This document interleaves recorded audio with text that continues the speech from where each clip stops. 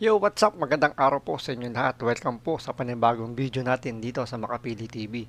Ngayon, usaping bilibid naman po tayo ngayon.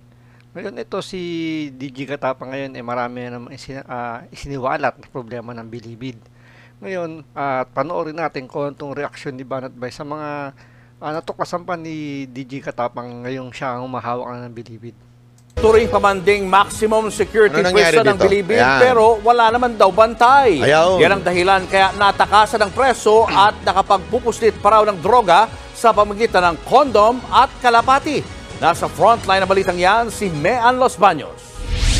Ito ang mga litrato mula sa reenactment ng pagtakas ng bilibid inmate na si Michael Cataroha. Ipinakita yan kanina sa pagdinig ng Senate Committee on Justice and Human Rights. Sumiksik daw si Cataroha sa ilalim ng truck ng basura noong July 27 ng umaga. Ang ipinagtataka ng mga senador, paanong hindi siya napansin gayong iniinspeksyon ng mga sasakyang pumapasok at lumalabas ng bilibid. Gumagamit ng salamin sa inspeksyon para masipat ang bawat sulok ng truck. Ginawa naman daw yan ni CO2 Cesar Ellis Habal na siyang nag-inspeksyon noon.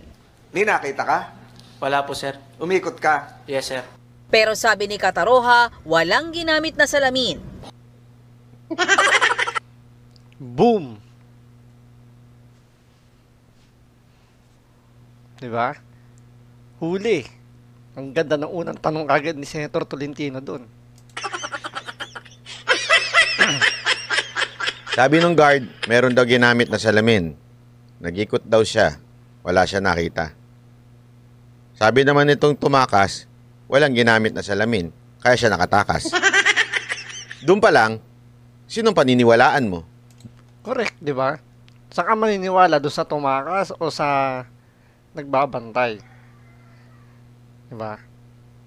Paano siya makakatakas kung ginawa nung bantay yung trabaho niya? Di ba? Mamaya, tingnan nyo, mahuhuli pa to sana eh. Yung, ito sinabi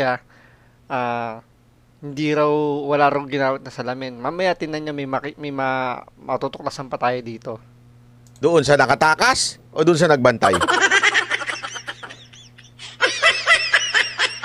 Alam mo, sabi ko nga, kakaiba talaga eh. Kung ayaw man nating tawaging, ayaw yung iba, ayaw kasi ng mga religyoso ayaw nila na ito'y galaw na lang ng Diyos talaga eh. Isipin mo sila na mismo ang nagbubuking sa sarili nila.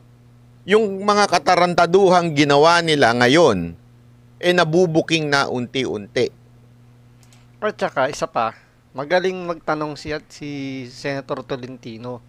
Yung tanong niya kasi, hindi mo alam kung yung sagot mo, doon magbabase yung tanong ni Senator Tolentino, daling abogado to. So, yung mga bitaw niya ng tanong, doon niya nadadali itong mga taga-Bucor. Ganong katindi, di ba? Ibinintang nila ng ibinintang kay Bantag. Tapos, yung pala, ngayon nangyayari yung mga ganyan. So, ngayon ang kapalpakan. Kapalpakan ngayon. Ngayon ang kapalpakan. Hindi ho dati. Kumilit po sa ilalim. Ako, kanina po. Wala po silang inamit na salamin. Si Senator Robin Padilla, hindi kumbinsido sa kwento ng pagtakas ni Cataroha. Aminin mo na talaga, ano ba talaga ang nangyari? Ano ba talaga? Total, naiipit pa tong gwardiya. Ano ba talaga? Yung totoo. Bakit po ako sa crack? Tibay talaga nito. Natawa na lang si Senator Ayaw Padilla talaga rito. umamin. Sinubukan ni Padilla na pilitin ng inmate na ikanta ang totoong nangyari pero matigas si Cataroha. Ayaw mong maging witness namin para sabihin mo kung ano yung mga kalokohan dyan. Baka makatulong sa'yo si Senator Tolentino. Baka hindi ka na makasuhan kung tutulong ka sa amin. Para po kayo. Ha? Lumabas din sa pagdinig ng Senado na walang Sabi niya, bahala po kayo. Parang no choice kayo na bahala kung anong gagawin niyo sa akin.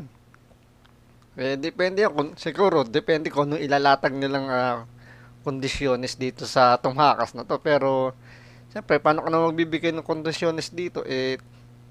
Tumakas nga to. Medyo mag-aalangan ka rin talaga.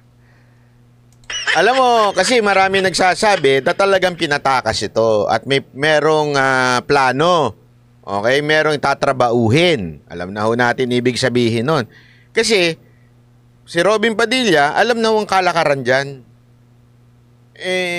Whether you like it or not, alam ni Robin Padilla talaga ang kalakaran nangyayari dyan. Galing siya dyan. Diba? So alam niya ho yung nangyayari dyan. Kaya hindi siya makapaniwala na siya ho ay nakatakas. Ika nga. Kaya nga, alam ni Senator Robin Padilla yung galaw dyan sa loob. 3 taon siya diyang nakulong. Napunta rin siya sa mga iba't ibang mga brigada dyan. Naririnig niya na yung mga kwento-kwentuhan dyan. So katapano, alam niya kung paano takas, kung paano sila tumatakas. Alam niya.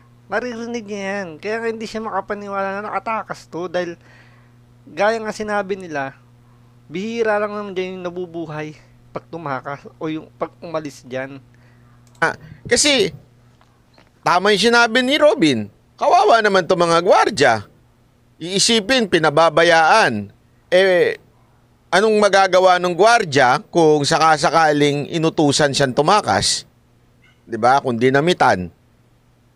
Kasi ang argumento ng iba diyan, kahit to si Robin, napakahirap naman daw tumakas ata diyan. Tapos parang ganyan. Pagka titingnan niyo yung body language nito, itong tumakas na ito, sa totoo lang, para siyang naiipit Kasi ako naintindihan ko kung bakit di siya makapagsalita Yung sa Senado, sandali lang naman 1 oras, 2 oras o 1 araw. Pagkatapos nun, babalik din siya dun. Tama, di ba? Diyan, makikipagkwentuhan lang naman siya dyan. Tanungan lang naman na magtatanungin siya. Pero pagdating niya doon sa loob uli, nangangamba na siya na anytime pwede siyang itumba. Di ba? Kung magbibigay siya ng ibang impormasyon. Siyempre, iniisipan niya yung pamilya niya. Di ba? Alam ng mga kung sino man yung nasa likod nito, kung nasan yung lugar ng mga nanay niya, kapatid niya. So talagang medyo nag-iisip-isip din siya na ano ba? Paano ba ako lulugar nito? Kakanta na ba ako o ano? Panahimik na lang. Ano sabihin niya? O baka ipayari siya kung sakaling ilaglag niya yung nag-utos sa kanya lumabas. Di ba? O kung sino man yung responsable sa paglabas niya, baka ilaglag siya pagdating na dun sa loob. Kaya mahirap talaga Mahirap yung sitwasyon tong maman to Babantay sa maximum security compound nung nakatakas si Cataroha. Meron pa una na kwento na may wala po yung maximum. Di ba lang po nakakakas, hindi na lang po nakakabalik. Kiloko ba raw po minapakay na raw po At nagulat ako, buhay ka pa. Aminado naman ang dati. Which is totoo nga di ba? Ako, feeling ko lang yung napanood ko nga ito, kawawa itong Ngayon kasing mainit pa yung issue, kaya hindi pa siya binubura. Pero paano pagka hindi na mainit ang issue? Tama dito si Banat Bay. Kasi ngayon, hindi pa pwedeng iligpit yan. Siyempre, hahanapin pa ng media yan Kasi hindi pa tapos yung hearing. Pero once tapos na yung hearing na yan, delikado na yung sitwasyon nitong preso na to. Hindi magtatagal yan. Kusang mawawala sa loob ng bilibid yan, hindi na nakatakas. Talagang kusang mawawala siya. Paano pag hindi na pinag-uusapan sa Senado yan? Baka ilaglag na yan. Kasi tandaan ninyo, maraming alam niya kung paano nakatakas yan. Di ba? OIC sa maximum security na mahina nga ang seguridad sa bilibid. Wala na pong SPU and keepers. Wala na pong magmi-maintain ng peace and order sa loob ng maximum.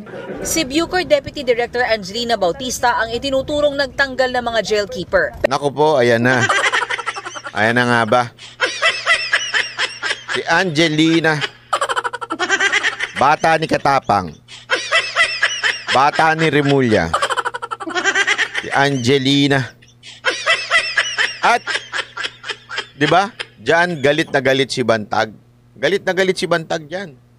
Tinanggal niya yan. Talagang galit na galit siya dyan kasi alam niyang di umano. May mga ginagawang hindi maganda according to Bantag, di ba? Yan ang isa sa pinangalanan niya. Nagtaka nga siya, ba't binalik yan eh, di ba? Siyempre malakas siya sa loob, di ba?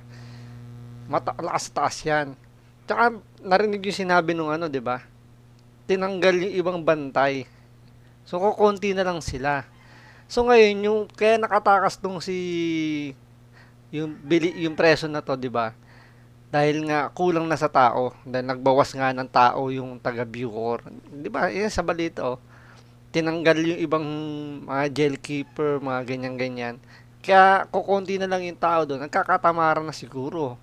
Parang ano-ano na lang sa kanila na, sige, kunyari na lang nagtatrabaho tayo. Payaan nyo na yung mga yan. Di ba? At tama, sa isang balita, siya rin na nagturo na pinagtataguan nitong puganting si Kataroha. Correct. So, ibig sabihin nun, naku, maraming alam to si Angelina. Oh, Angelina. Angelina.